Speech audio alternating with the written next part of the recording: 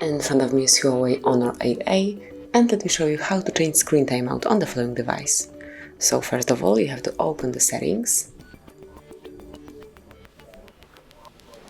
then find and select display, and here click on sleep tab. Now as you can see you have a few options, so just pick the preferred one. I will choose 5 minutes, and that's it. As you can see, you've just activated sleep in 5 minutes, so it means that your device would fall asleep after 5 minutes of inactivity. And this is it, that will be all. Thank you for watching. Please subscribe our channel and leave the thumbs up.